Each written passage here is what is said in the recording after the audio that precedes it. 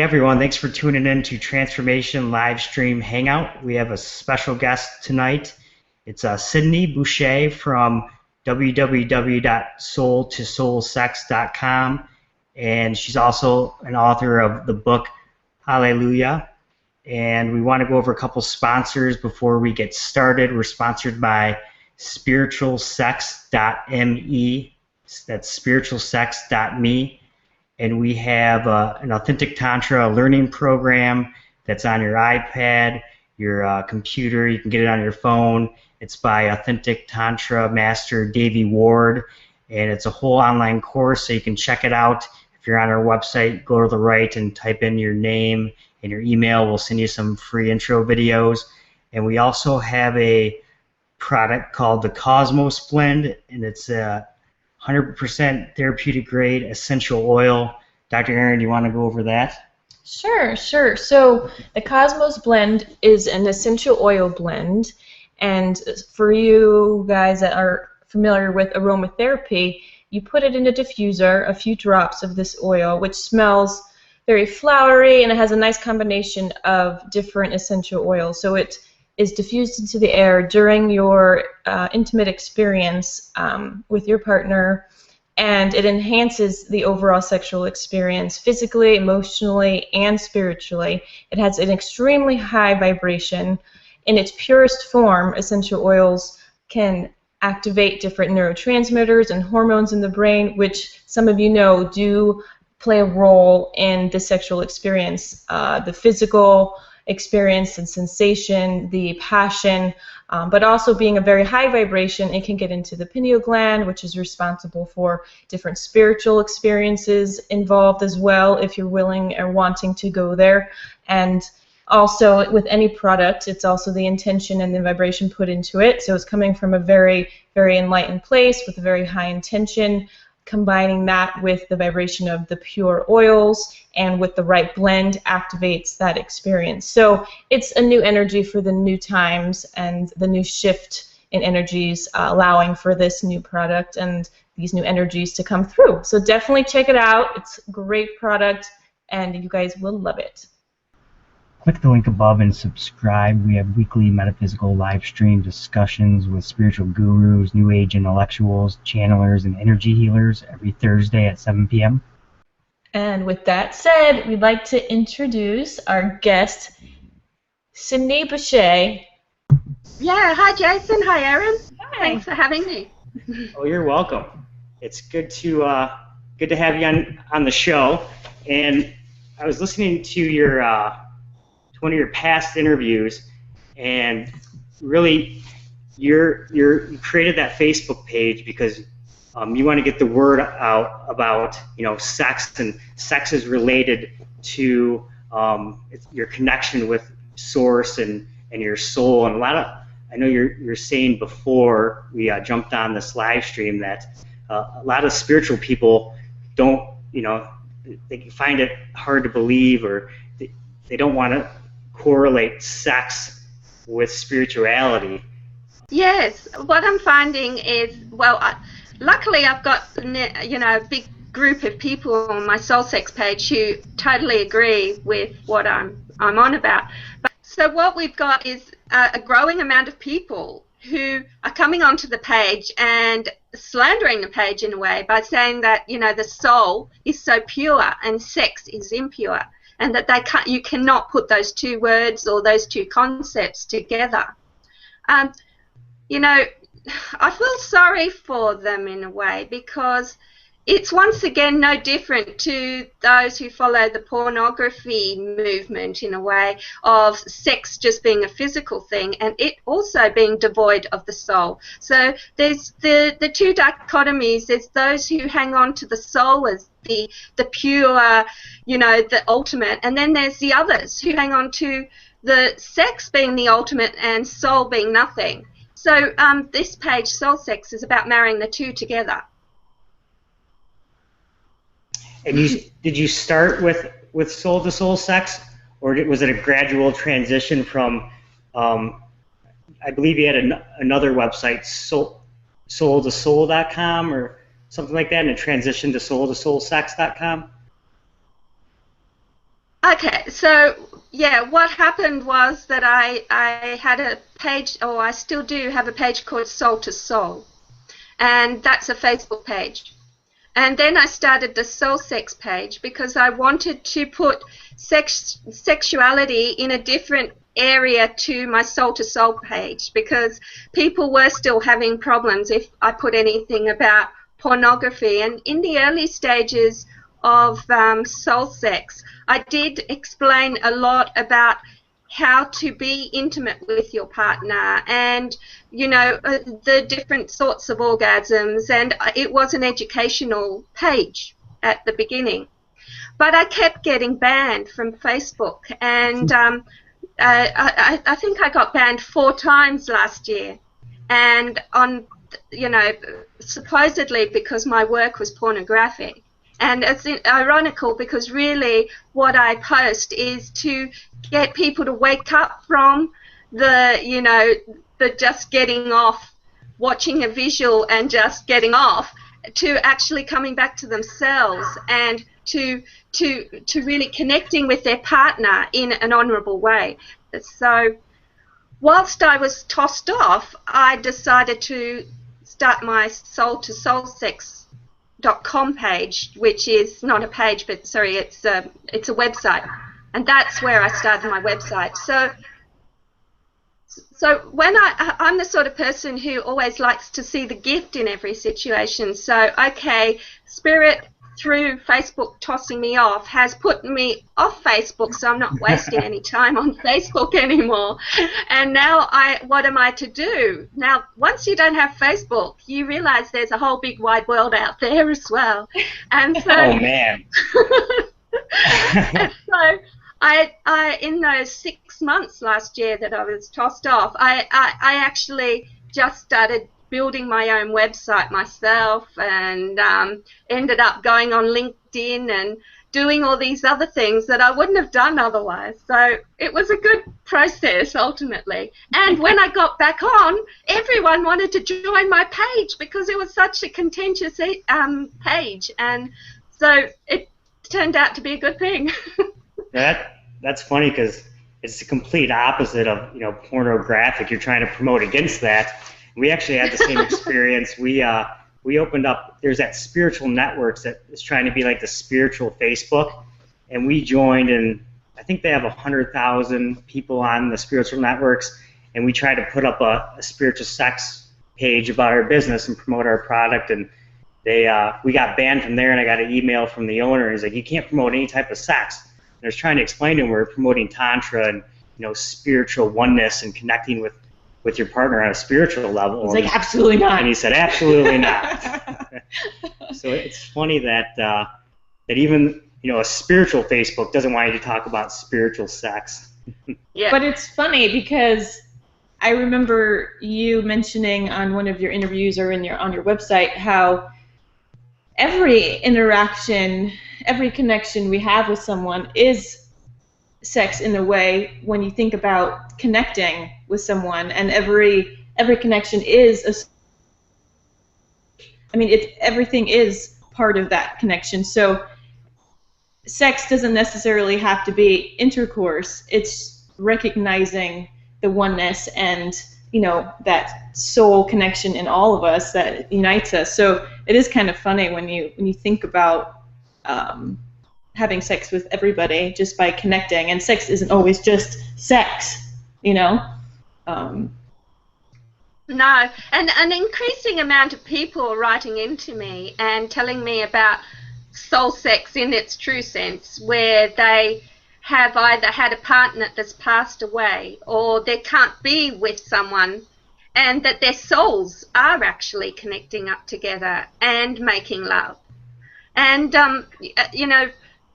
I have actually experienced that myself, so I do know that it exists.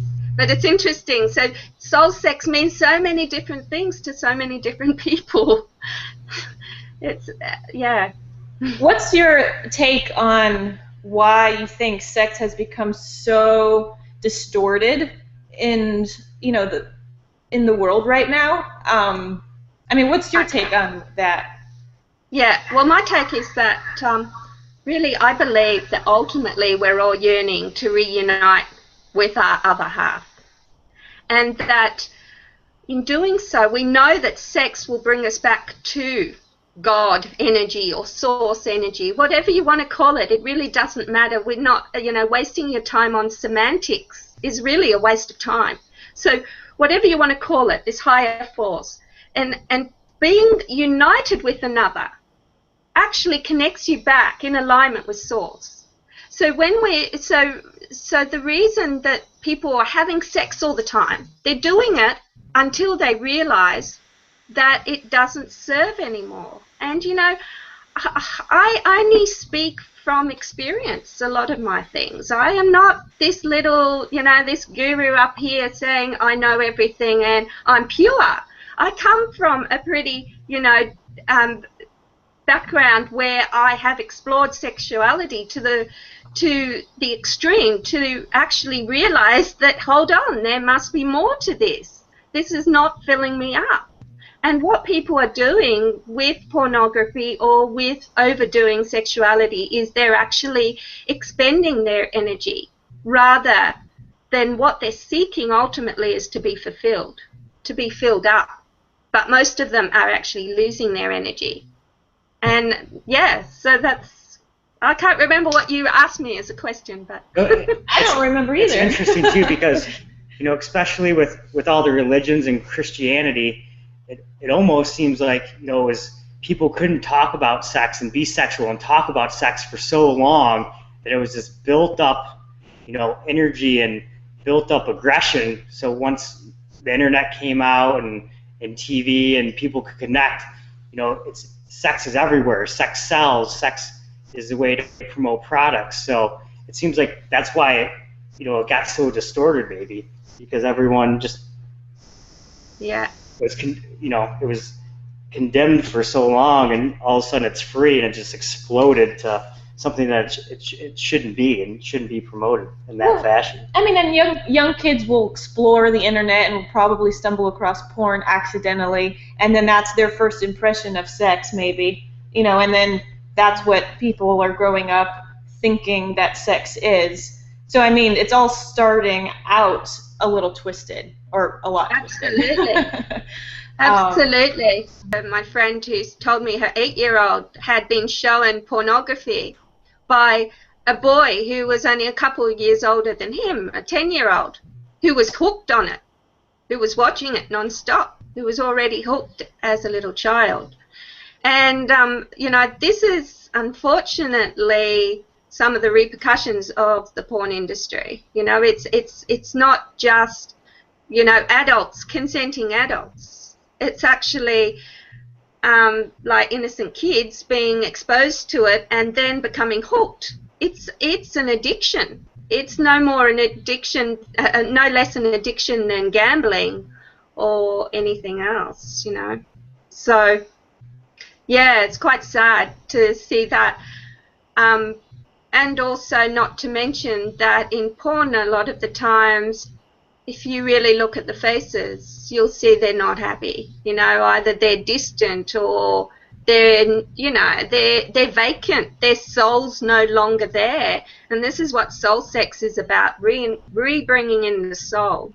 There's no shame. We're all doing everything just because we need to explore this playground that we're here on Earth. This is what the Pleiadians or Barbara Marciniak talks about as the living library. This is what we're here. We're all from, galactically, we're all from all over the place because we're ultimately one. But we're coming here to explore. So we don't have to go into shame, because shame perpetuates action. What we need to do is to come back to accountability. Okay, I take full responsibility for where I've gone or what I'm doing or what I've done. But this is not what defines me. This is not who I am. I am so much more than that.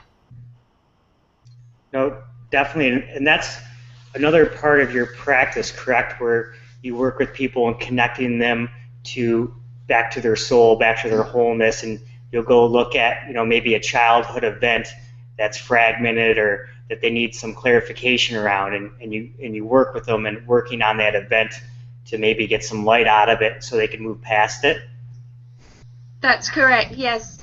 And a lot of it will be sexual, you know. But I usually go into childhood, and you know, sex and violence are the main things. They're the biggest traumas. They're when we split off. Any premature sexuality or any violence will create a split off if it's traumatic enough.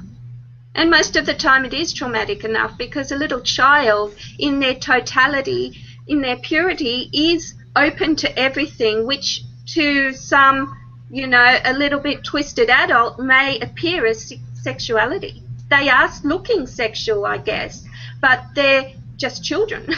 They're not ready for it, you know. So in the work I do, often very suppressed, suppressed memories are brought up, and the reason it's suppressed so deeply is that people are very scared to be re-experiencing that trauma again. So say you were abused as a 5-year-old, and the events first of all put you in a state of shock. You're just doing your own thing, playing, being just a happy child, embracing oneness of everything, and then some guy or woman or whatever takes you and takes you, literally takes you. Now, what happens then is that in your little childlike state, you split off. You go, oh, your soul sort of goes, this is too traumatic for me to process in my body. But what happens is the body stores all memories. And so we have it all stored in us, and we can be 95 and still have that memory stuck in us. And the older you get, the harder it is to access that information. So, you know, when you're in your younger years or your 20s or 30s, actually typically the 40-year-old, that midlife crisis time, is when people start looking at their stuff. So that's when they're prepared to look at it. So until then, and I'm not saying this is a general rule, but until then, people are quite happy to walk around being a little bit unconscious in their ways. And I'm not, some 15-year-olds are already conscious, so it's not a blanket statement here. But what I'm saying is that there comes a time where you reflect on your life, and that midlife crisis time is the time. There's a beautiful story about the eagle, and the eagle in midlife, he or she has the choice of either dying or soaring. And the way to soar means that he has to go through an extenuating process where he has to break his beak so he can regrow a new beak. He has to pull out his talons so that he can grow strong talons again, so he can actually catch his prey and eat his food. And then pulls out all his feathers because they've got oily and dirty and they're heavy. And he has to pull them all out. So he becomes totally vulnerable in this state, up high in his nest. He's beakless, featherless, talonless. And then he has to wait until the transformation, until he grows them all back. And when he grows them back, he can then live again, soaring like the true eagle that he is, once again for another 40 years. So it's pretty wild. This is what we have an ability to do as human beings as well. That's interesting. Well, I mean, I work with clients as well, and it's funny because I often tell them, similar to what you're saying, in the sense that every experience is an opportunity for you to grow and evolve to a new level. And instead of looking at something in a negative light, you can turn a negative light in and looking at it through spiritual eyes, and how you could transmute that negative energy into a positive energy. And people say, well, how can I do that? But every experience, there is that opportunity to somehow get through it and, you know, grow and evolve as a spiritual being. And that's why our body likes to hold on, because it doesn't want to let that go until you had that chance to evolve and grow. So that's what I like to tell people. I don't know if that's exactly how you word it, but I always tell them it's your body's way of giving you an opportunity to expand in some way, even if it looks dark at first. You can expand from it to a new level. So like I said, I don't know exactly if that's how you perceive it, but oh, go ahead. Absolutely. I talk about the gift, finding the gift in every situation, regardless of how dark it is. And that's what my book, Hallelujah, which I have recently released in the last few months, is about. It's actually dedicated to those who have given up hope. And it's a journey from the dark into the light. And throughout the book, there's the jewel. And you find, you lose your jewel for a while, but you can't lose it ultimately, because the jewel is always within you. And so it's about really seeing whatever you're going through as a gift, as a jewel. And at one stage there's what I call the love letter that I have in the book, and it's actually thanking my parents for what they gave me, not what I wanted, but what I needed in order to evolve. And and as soon as we can come from a place of not only gratitude, but seeing everything as a gift, we can evolve. And that's all we're here for. We've come down here on earth to, like I said, we're in a playground, but we've come here to experience. We're experiencing like the Adam Eve thing of getting out of the Garden of Eden. And we've tasted the tree of knowledge. This is like the tree of knowledge here. We've gone out of the Garden of Eden for a while. We're experiencing things, and we chose to do that. But that does not mean, like a lot of the spiritual, religious dogma says, that we can't get back in. Just because we've left that Garden of Eden does not mean that we don't go back in. And that's where soul sex and probably spiritual sex is about. It's about coming back through all of it, through that what is the garden, the opposite of the Garden and the Eden? What is that forest called? I can't remember. Do you know?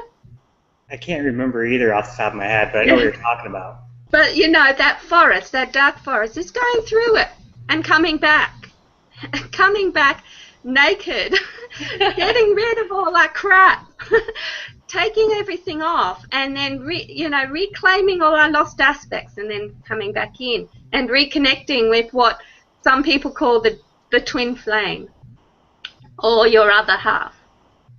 And I'd like to talk about the twin flame a bit, because I've had an interesting journey with that myself, and for a long time I was waiting for the twin flame to reconnect to the twin flame, to be with him forever. And a few things occurred to me. First of all was that I was putting my whole life on hold for my twin flame. And secondly, what I was also realizing was that my twin flame and it had got a bit boring in and out of space, just being united. I had chosen to disconnect. So why was I pining for something that I had chosen? Why don't I make the most out of experiencing what I'm on earth for, which I call exchange of DNA? That's what I feel like. We're all here from all these different galactic stars. We've come here to exchange DNA. This is what they mean by the living library. I seem to talk about this living library a lot today, and I never normally talk about it. But it must be important for people to hear that we are on this living library. And just like a library, it's information. You don't go, oh my God, here's one book I like and all the others can go. Right. You don't do that. You don't go, this is my ultimate book, so I'm not going to bother exploring all the other books. You explore everything. You don't judge what you're exploring. Well, please, with people, don't do this. Don't do that to yourselves. Give yourselves permission to explore everything, but stay aligned to source. Stay aligned to your true essence, to your true self. It's funny too, because I believe in multiple lives on this planet and other areas of existence and other dimensions, and people, everyone's done everything. We've been here on this earth for what, like 100,000 years now.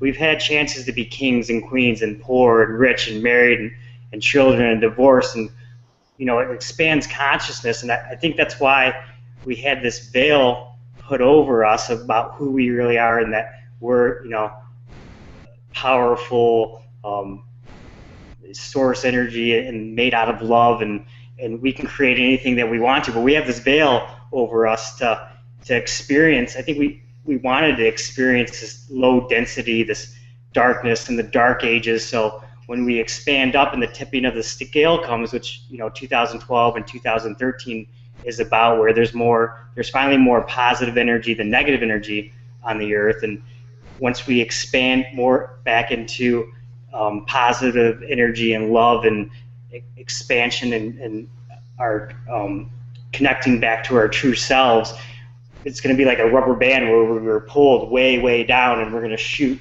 even higher than we were before into that positive energy. Does that make sense? Yeah, no, Bashar talks about that rubber band effect. The further back you bring yourself into, I guess, a quote, dense or limited space, the further back you go, the more you have a stronger chance of shooting further across the room into a higher vibrational, more expanded space. So that was the experience we chose when coming here. In this experience, we wanted to experience limitation, dense energy, because as we evolve out of it and have these awakenings from it, we've expanded that much more. And galactically, they're all applauding and excited for what we were able to do from this dense place. And so people think that, galactically, they're looking at us thinking, oh, look at those fools sitting in that dense energy, but they're actually honoring us and proud to see us mastering that dense energy because we're able to expand out of it.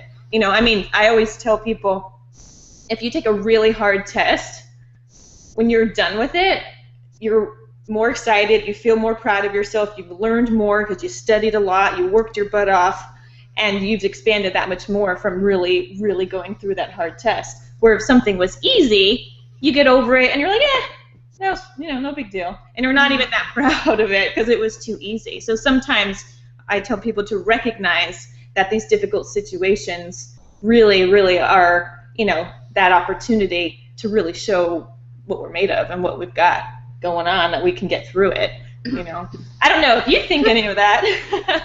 Yeah, I do to a certain. I agree on some levels. I do remember before I came here. I do remember my contracts. What I call with my headquarters, or and I'm fulfilling those still. But one of them was that I do remember putting up my hand. Yes, I want to go down there, and I want to bring light to earth. And a lot of light workers relate to that. But the biggest lesson for light workers is that they saw themselves above, spiritually above others. And so the more confident you were, or the more ego, spiritual ego, what I call you had, the harder your lessons were. You were like, okay, sure. Okay, you want to go and do this mission? Great, go down. And how about you go and really understand darkness? How about you really go and understand how hard it is to get out of it? And so we made choices, but I personally don't remember making the choice that I wanted to experience a lot of crappy scenarios. I wanted to go and help. I was going to help, and I was very confident that I could help. And so, yeah. So when a lot of those people descended. And once again, in my book, I have a chapter called Lucifer's Ego. And it's about light, be as light as me and everything, you'll be all right sort of energy. And yet that's why then Lucifer had to fall deeper, down, down, down. Yes, he is the bearer of light, but he isn't the source of light. So that's what we have to understand, as the light workers have to understand, that they are not the source of light, that they're bringers of light. And they are channels of light.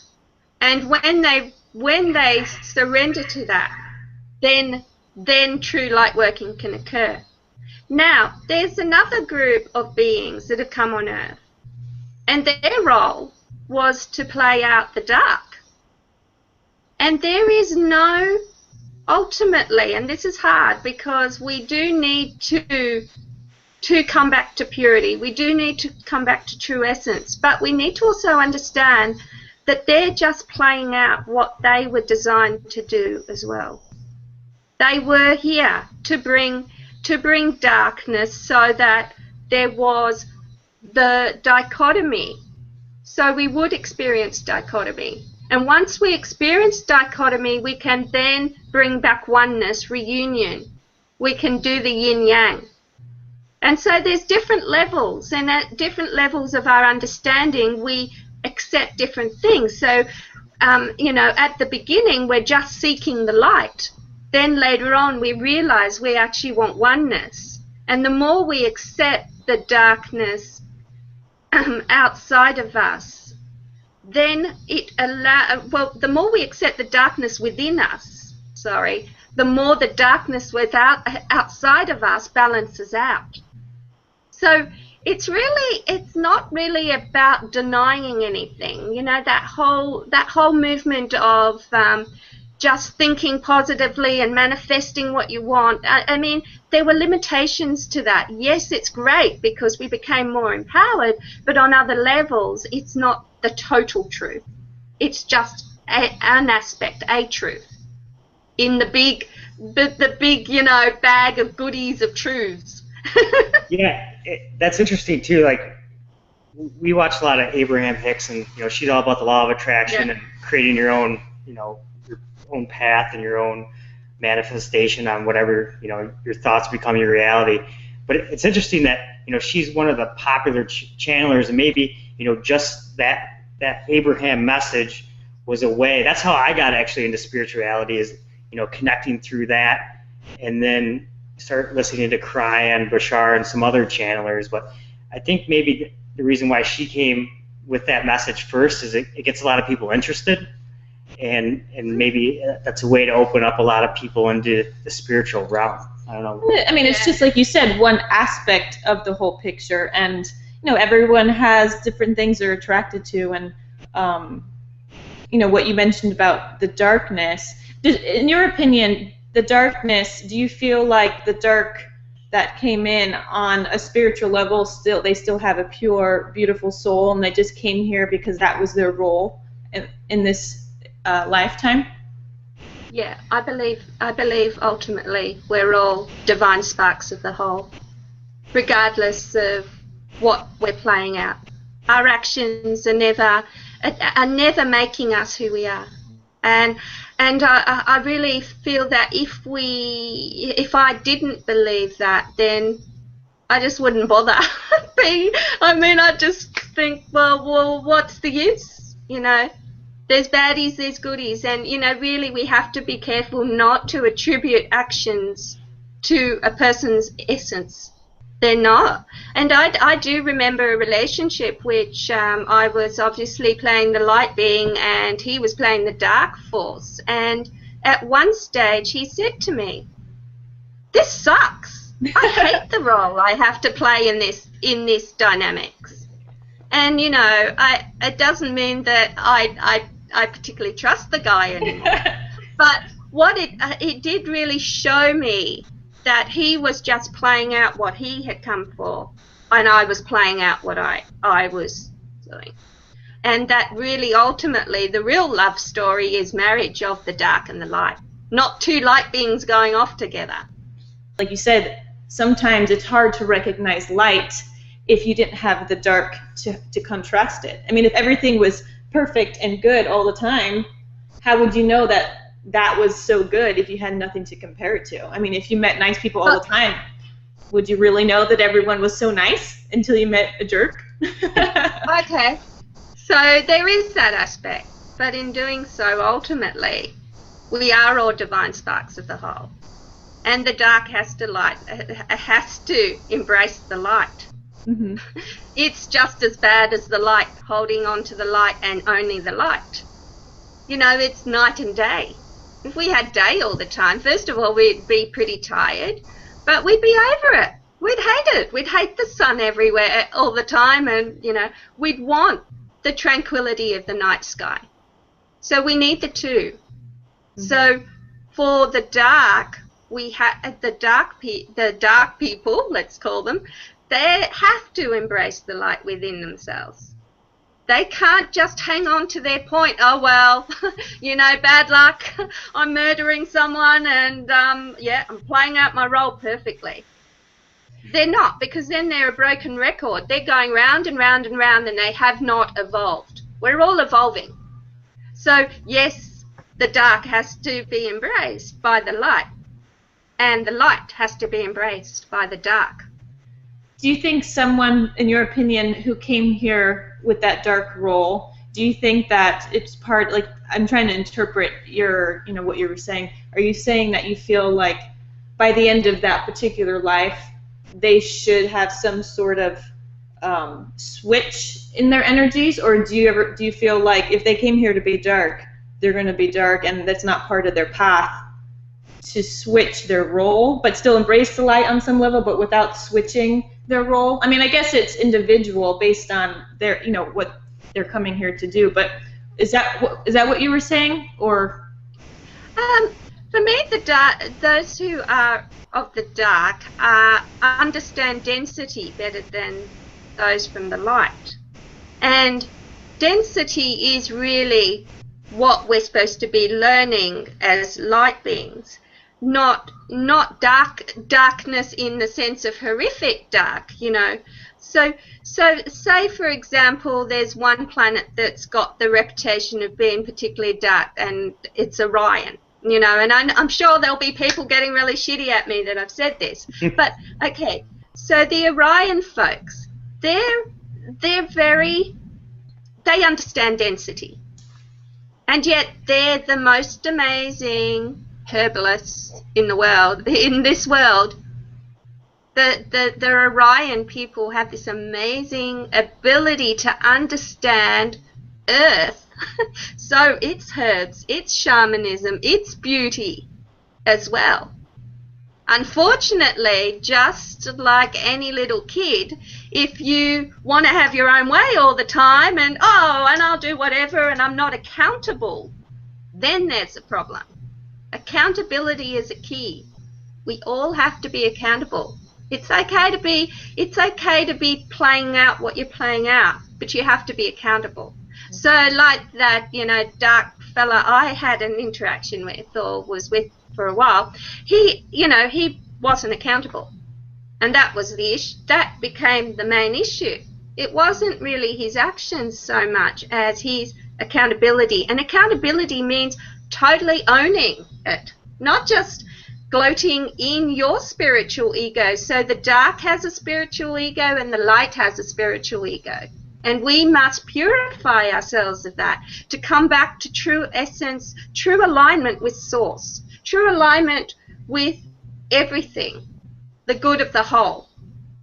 So the good of the whole, if you're around there murdering everyone and killing everyone, and you're going, oh yeah, well, I'm just playing out what I'm meant to play out.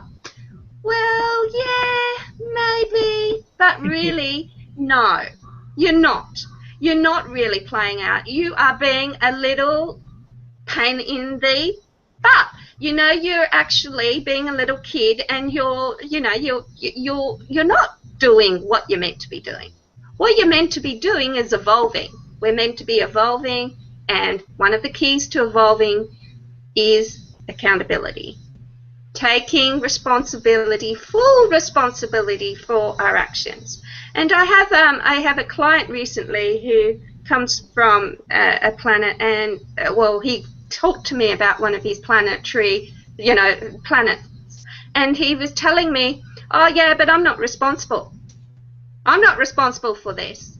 And as we worked and reclaimed lost aspects and worked and dug deeper, we realized that, yeah, he actually chose not to be responsible because it was the easy way for him not to actually look at the damage, that was being done.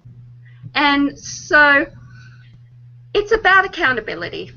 It really comes down. So yes, there's the layer of the dark and the light having its ultimate, it's playing its role. But then there's something beyond that. There's something higher up than that. And that's the oneness of everything. That's the dark and the light melding together. The dark has to absorb the light. The light has to face the dark.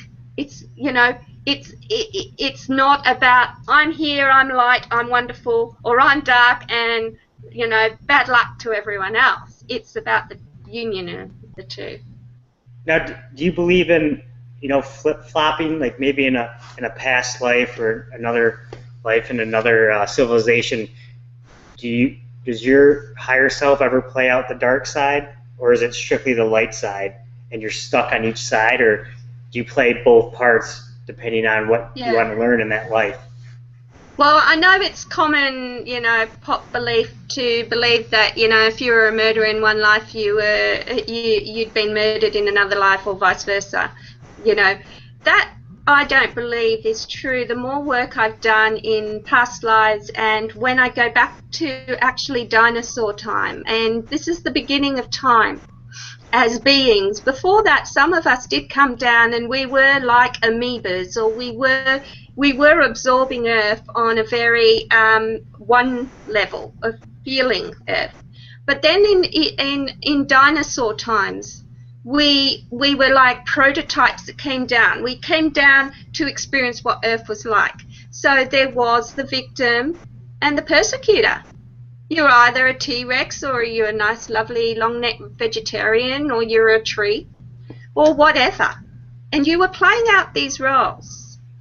And unfortunately, that sets your energy, your pattern, for the next lifetimes and lifetimes and lifetimes. And so that's why we talk about the reptilian brain in our society. We do. We are programmed with what happens at that time. So if you relate to the T-Rex, then yeah, you're going to keep playing that out. But ultimately, what we have to do is come back to love. And love isn't a T-Rex eating you.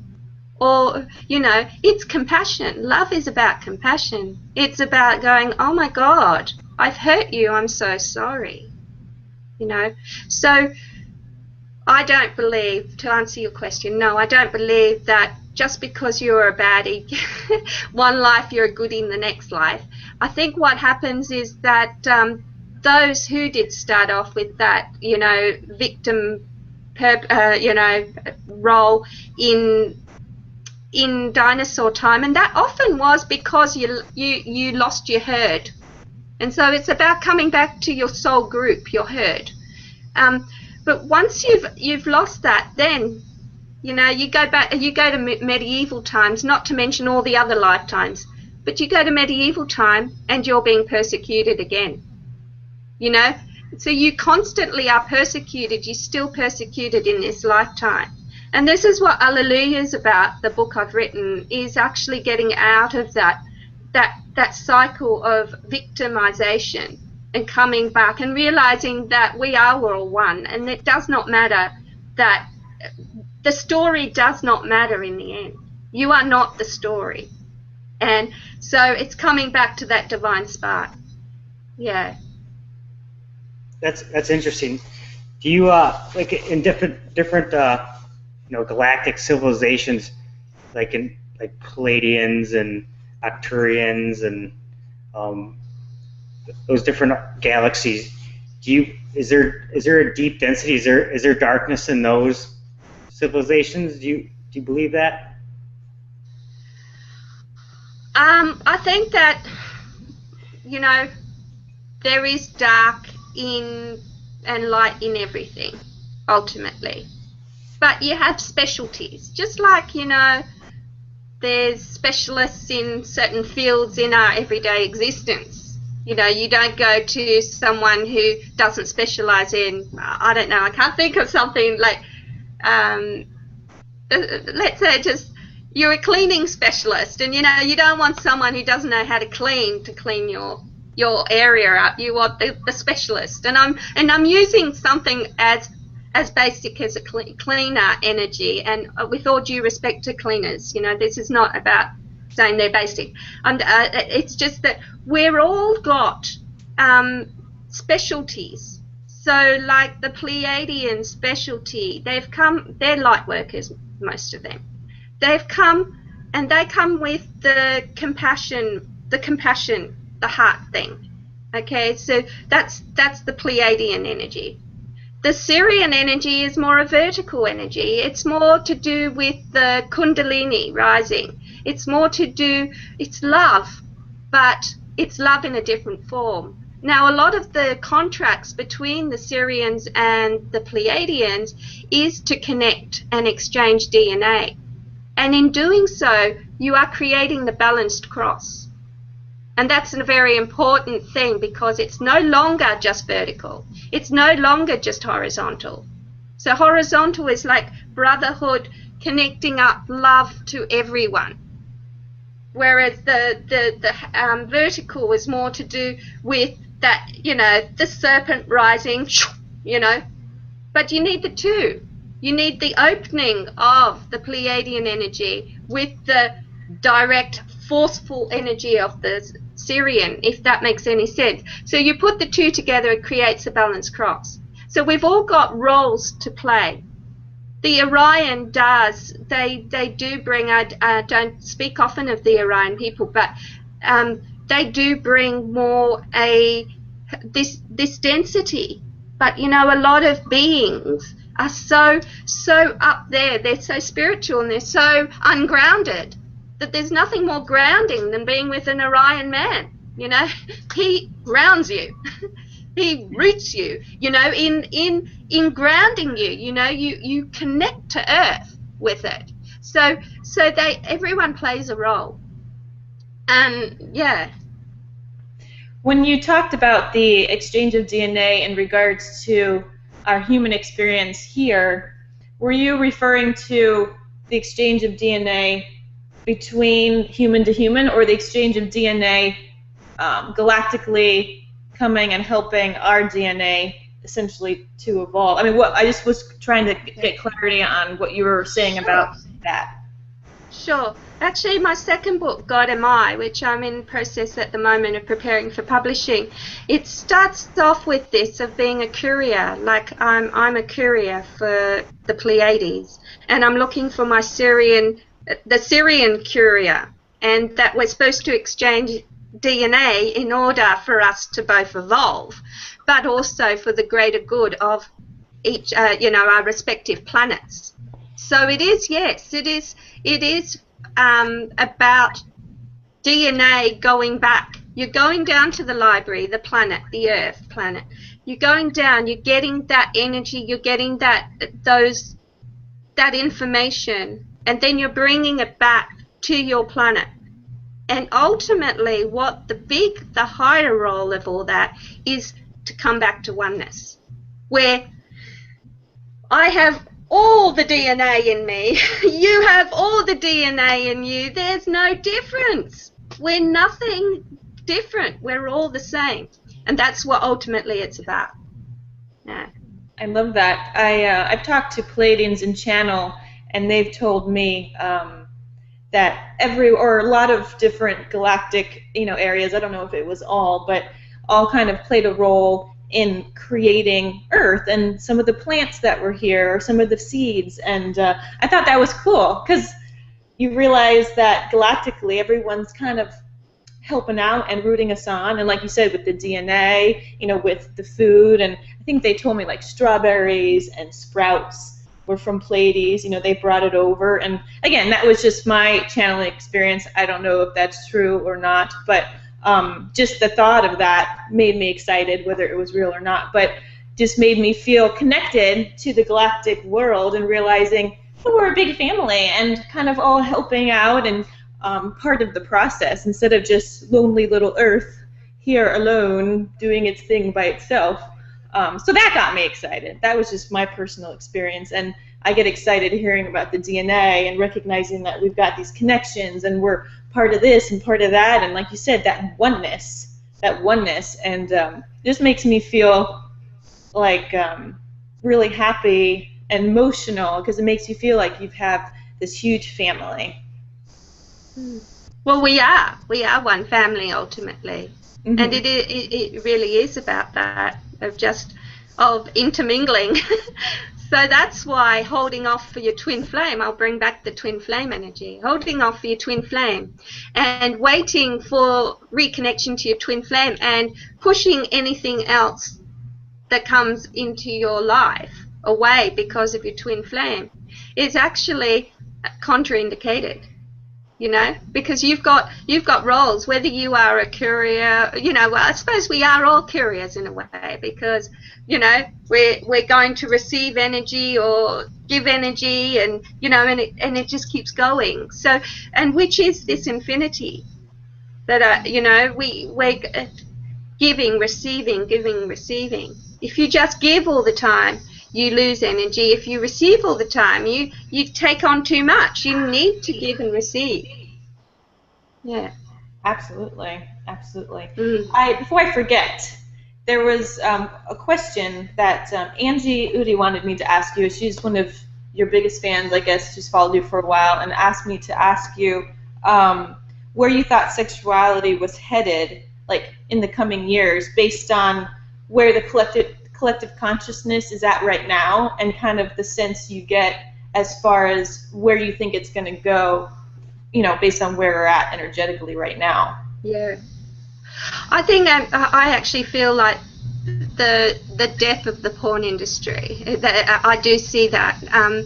Even 2 years ago to now, yes, it is more prevalent now than it was 2 years ago, but it seems to have lost its shine. More and more people are just going, yeah, okay, I've done the whole porn thing. There must be more to life than this now, you know. And so there's actually nothing even wrong of exploring, you know, if you want to explore the porn. And the only area that's wrong is if it's a little kid. I think that, you know, that's where we're still vulnerable and it's not okay. But if you're an adult and you want to explore porn, you do it. And I remember doing an interview with a guy, and he was really great because he actually said, yeah, I'm guilty of that. I do it. And what do you think I should do?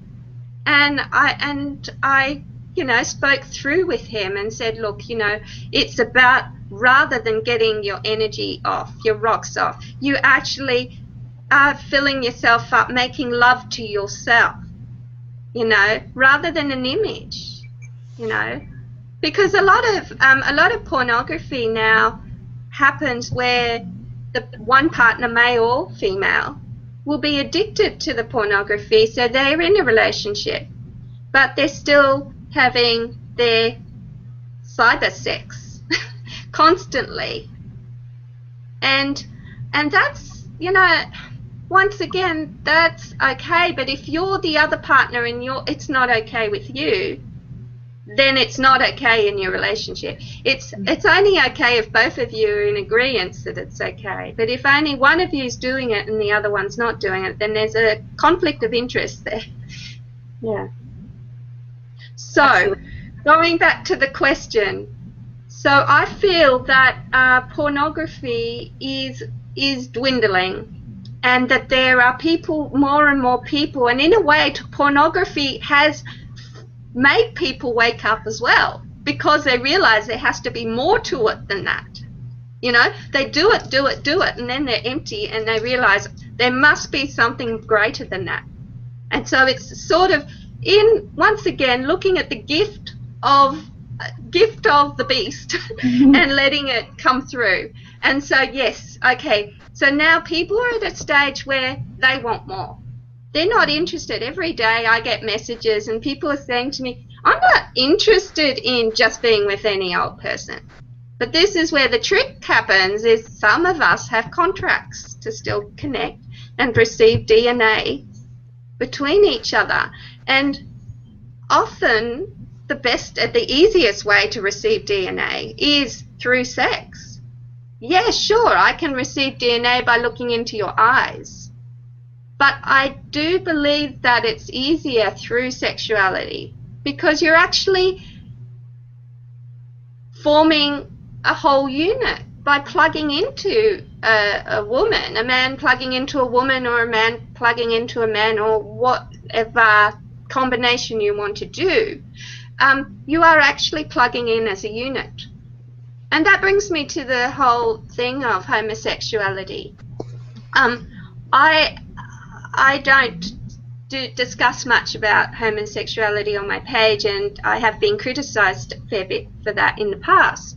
And it's not that I don't believe that two women can love each other or two men can love each other. What I am on about is the marriage of the male and feminine within us. So to put two males together, for me, would be representing two masculine forces, which would not work for what I'm trying to teach or pass on or share with people. What I'm trying to pass on is that we have to balance the male and female within ourselves. So two males together, one will be playing out the feminine role and the other one will be playing out the masculine role. And I do have people on the page who are, I've even got transsexuals or homosexual people who look at it and go, yeah, I'm not going to get hung up on the imagery of a male and a female here. I'm going to hear the message of, rebalancing the male and female within myself. And that's what it's really about. And as far as, because the other question she had was, once you, like you said, you see the porn kind of dwindling out, people getting bored of that, feeling empty, realizing that it's not really as fulfilling as they were hoping. Other than that dwindling out, I get people that ask, okay, that sounds great, spiritual sex sounds great, soul sex sounds great, but to them it's a little hard for them to grasp how to do it. Because when you talk about the definition of it, saying, oh, creating oneness, seeing each other, as a unity, coming together, connecting on a soul level, it's a little bit easier for them to talk about, but I find that the questions we get, it's always like, but how do I do that? So I was just wondering, how do you explain that in maybe a little bit of of a simple language, as far as other than the fancy definition? Did you have any other tips as far as how to just enhance the human experience around it without, I would say for the beginner, if you were to give them one or two steps in the bedroom with their partner, any thoughts? So the first stage is looking into each other's eyes, and that's where the soul connection starts. Because how many people can't look in each other's eyes when they know they're playing out a lie? You just can't do it. How many people have sex with their eyes closed? Or they're looking away in shame, or they're thinking of another person. You need to be totally present with the one you're with, or don't have sex with them. Because so having sex with someone and thinking about someone else is not energetically okay, because you're using that person's body. You're actually basically just saying, you're just a body, and I'm actually in love with someone else, and I'm going to just use you because I can't be with the other person. So that's not okay. I mean, you do whatever you want, but in regards to soul sex, it doesn't work. Then it's taking it slowly. A lot of the time we're so focused on the climaxing, on the orgasm, that we're looking at the goal rather than in appreciating the whole touching process right through. And it's really something I think is really worth suggesting, but I know that some people wouldn't like that, is to actually treat it like a prayer. You know, like we're all pray, you know, make a prayer. And when I say prayer, it doesn't have to be a Catholic kneeling God thing, or it could just be universe, please may we be channels for divine union here, you know. So that would be then you're then becoming a channel of life rather than just trying to work it out. And then laughing. If you can't get it together because you're awkward or because, you know, whatever, it's just laughing at it, speaking, discussing to each other what's going on. Yeah, okay, well, you know, I don't know how to please you, so how can I please you? Because I love you so much, I want to please you, show me. And being very honest about that process as well. Laughter is an amazing thing. Laughter is just fantastic. It diffuses pent-up energy. It diffuses awkwardness, and use it liberally without laughing at someone. It's not about making fun. It's actually about laughing at yourself ultimately. Yeah, yeah. And it's funny because I'm sure people will think initially that those are easy and too simple, but so many people don't do it. And if they were to really pay attention, they'd realize, wow, I'm not making eye contact. Why am I looking over here? So it is something that I think people just need to be aware of, and you know, really focus on those, you know, two things alone, and that could really, really help them. And when you look into each other's eyes, I think you're reminded of the universe. I mean, I literally feel like I can see the universe, the cosmos, through someone's eyes. So making eye contact for me is very emotional and very strong. So I think, you know, getting used to that will definitely feel powerful for people. Simple yet powerful. Yeah, and where we're heading is this. I think that ultimately we are, as we evolve towards oneness, we will be having sex with everyone, but not necessarily with our bodies. It will be then an I thing. I think at the moment the I thing isn't actually really quite there, you know, but gradually it will be. We will make love. It won't be sex. It'll be like making love in its purest form with everyone. It's like, wow, you're beautiful. Wow, you're beautiful, and loving everyone. You know, that's where we'll be heading. And so then when we do go back to our planets and we reconnect with our other half, because that's what we have to remember. These people who are hanging out and pining for their twin flames, remember that you're going to be with them for eternity anyway. So don't worry about it so much. Your other half is your other half. It's not somebody else's other half. Let them explore what they need to explore. Make sure you get all the gifts you can from Earth. All the DNA coding that you need to receive. And don't worry, you'll get back to your other half, and you'll be there without a body, and you'll be there just together, and you might even find it boring. That's maybe why we wanted to play out this game in the first place. Yeah. Sounds like a higher self marriage. It gets boring after a while. You need to go down to earth and experience other things. Yeah. I mean, it's experience after experience after experience, and we've had so many, and it's nice to create a variety because it just adds to our bag of goodies as far as what we've learned and what we, you know, I mean, if expansion ever stopped, then we wouldn't exist. So we're always expanding, we're always growing, and we're finding new ways to expand or help or, you know, contribute. You know, like you said, sometimes people come, you know, as light workers just to contribute to the process or to help others. But there's always some version of expansion going on somewhere in the experience, whether it's for others or the earth or the universe. I mean, that's, you know, my belief system. There is always some energy moving and expanding in a new, evolved direction,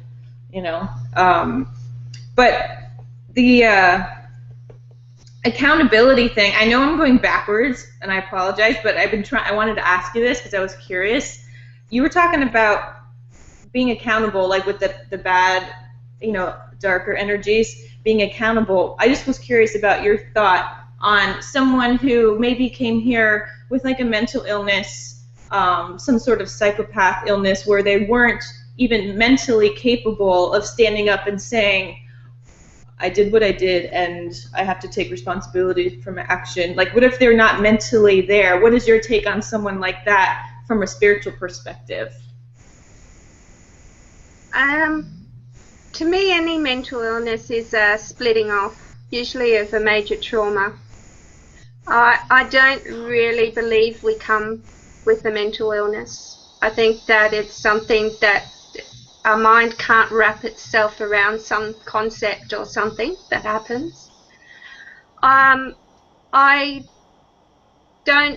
am not a mental illness expert, but what I would suggest is that you look into their eyes and you connect up with their soul, and their soul knows. But whether they want to be accountable or take responsibility for themselves is another matter.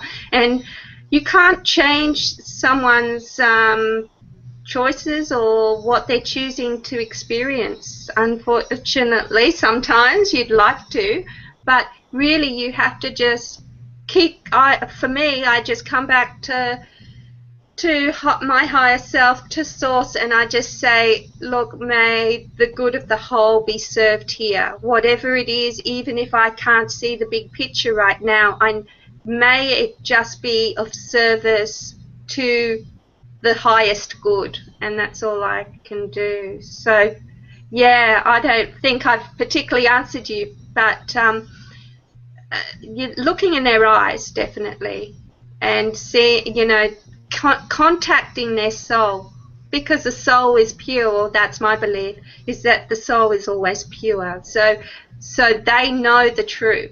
The soul holds the truth. It knows everything. So, yeah, trying to connect with them on that level. Yeah, I don't like putting limitations. So I believe anything is possible. Mm-hmm. In any reality. So because as soon as you put a limitation or you say this can't happen, you're not expanding, first of all, so you're actually blocking your expansion, you're making yourself smaller. So when I was studying, I studied philosophy for 4 years, and one of my subjects was possibility. And in that study, we were studying possible worlds, and basically anything is possible if you put it out there or you imagine it. It can become a reality. And so there were all these possible planets out there. I mean, it was pretty wild. Even for myself at that stage, I was like, whoa, this is a bit weird. Okay. But now I sort of understand it more. I realize that, yes, anything is possible. Don't put limitations. Take your limitations off of everything. Yeah. Go ahead. Now, getting back to, your galactic past lives, this is a question I wanted to ask you. Do you have, in your meditations, you're connecting to your higher self. Do you have any memories of any other galactic past lives that would be interesting to share? Okay. Well, I do remember being with my other half, and I do remember being like on a spaceship sort of thing. And I remember also putting up my hand to be playing out this incarnation, or these incarnations that I played out on Earth. I was very, very confident. I was well respected within my planet, and I was given a hard mission in a way. And at the time, so when I went down, I was thrown down with my herd, and here we were on the planet in reptilian times with our herd. We'd been given instructions. You eat a tree for sustenance, the leaves of the tree. You stay with your herd at all times for safety. And what happened for me was that I ate that tree, I ate those leaves, and the tree said to me, "Oh, you're hurting me." And I know that sounds crazy, but in my pure state, I opened my heart and felt total compassion for the tree. Now, my tail, I was attacked by a T-Rex. My tail was broken, which is my anchor to earth. And I've been desperately trying to anchor to earth ever since. So while I looked up at my spaceship to my other half, and he shook his head and was not in agreement. He actually judged me. And he judged me because I had made the choice. My spiritual ego was, yeah, I can do this, I'm needed, I'm going down. And so I disconnected from my other half. He wasn't in agreement. So my whole life has been trying to reconnect to my other half. And now I'm realizing now I've just got to do my job, get it sorted, and then I'll be reconnected. Now, when you work with your clients and you work with reclaiming those fragmented aspects that you've talked about, you said a lot of it is subconscious or unconscious, in the sense that they don't necessarily always remember. So I'm sure that pops up a lot when you talk about past life incidents or galactic incidents, and some clients probably aren't open to that. So what do you do if you get the intuitive sense that they have a big block or fragmented piece that is connected to possibly a past life, but they're not necessarily at a conscious place where you can talk about it because they're not really open to that, here on the conscious level? How do you help facilitate, wholeness in that kind of scenario? Well, I always start my sessions with connecting to my higher self and asking Source that whatever happens in this session be for the good of the whole, and that I may not understand necessarily what's going on. So may I be of ultimate service, but may I just do what I'm meant to be doing. So if I can't help someone, I can't help them. That's the bottom line. Most of the time what will happen is that I'm opening them up to a certain level. So it's like layers, and we're peeling off certain layers for them to eventually be able to look at their role. And I have that happen a lot.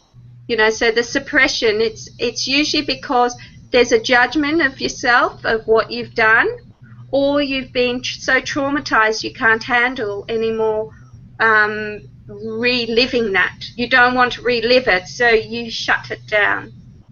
So yeah, so it's just basically coming back to just trusting that you are a channel for that. I put out also that only those who really need to come to me,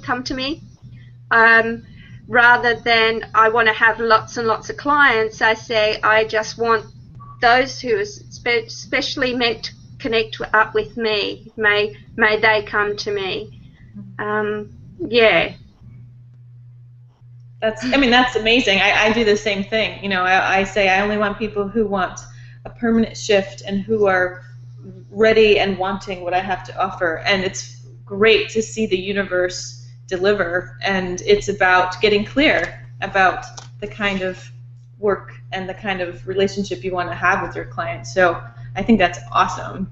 Awesome. And it sounds like what you do is great and amazing. And, like I said, staying true to what is in their best interest based on, connection with the higher self, their higher self, and just being a channel for that pure, pure energy and that pure goodness to come through. And I love it.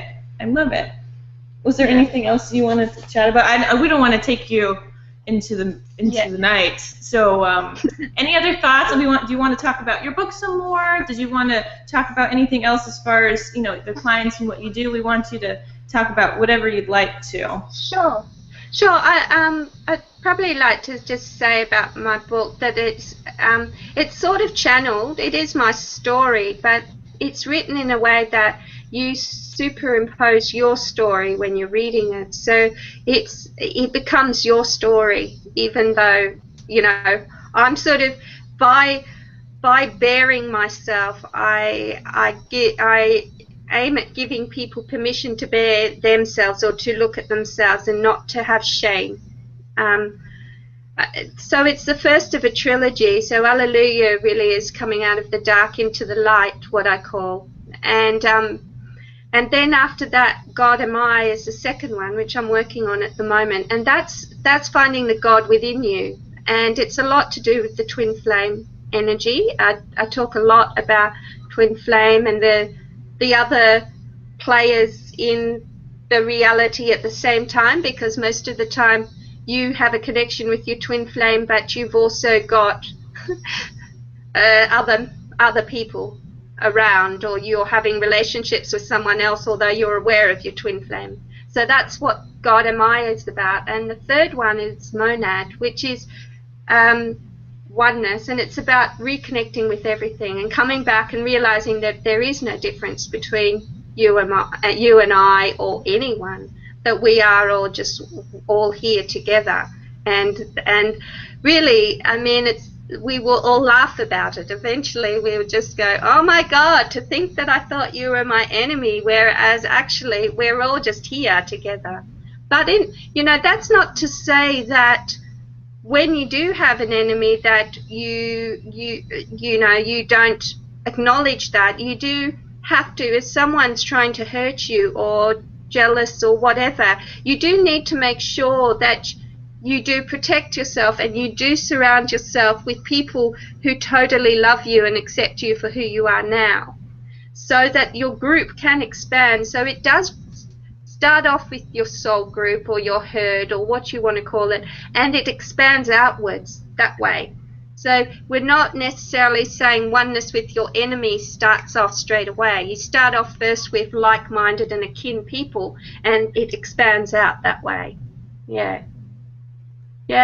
Sometimes our enemies are our greatest teachers at times, because our reaction to somebody is helping us look at ourselves and figuring out, why am I reacting? And an enemy doesn't necessarily have to be this horrible, horrible person. Maybe just someone that irritates you or someone that rubbed you the wrong way. But it gets you, I always tell people, look at yourself and figure out, why are you reacting? You know, what is this person bringing out in you, and why do you think you're reacting? And sometimes you get to see a part of yourself that maybe you wanted to look at, and maybe you could shift something around your perspective or shift something. So sometimes those enemies really do help shine a light into an area of yourself, I find.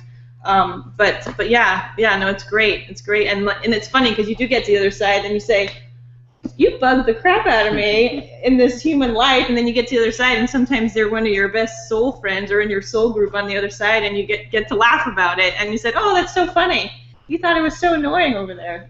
But it is, once you start to make light of the experience and understand, we are eternal and we have tons of experience and we're expanding, you lighten up. And you start to enjoy and get excited about what experience comes next and how you can expand next. And you don't take everything, you don't let it destroy you, because you look at it and say, oh, this is an experience. What could I do with this? How could I expand? How could I teach others? How could I help?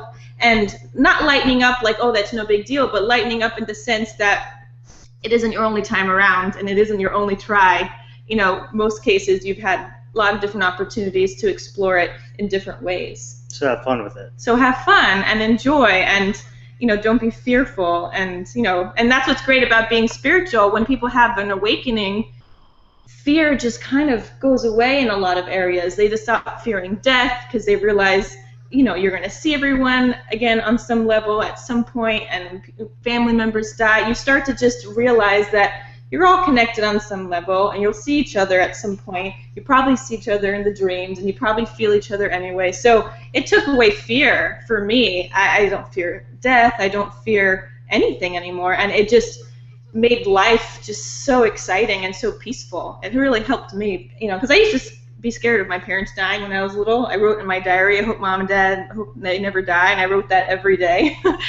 And so I was always scared of that, and that's one thing that I really liked about my awakening. And I wanted to ask you, just before we let you go for now, what was the one thing that really helped you jump into your spiritual awakening? I know you had those hardships when you were younger. Was that the main thing that really kind of leaped you into seeking out spiritual meaning to things?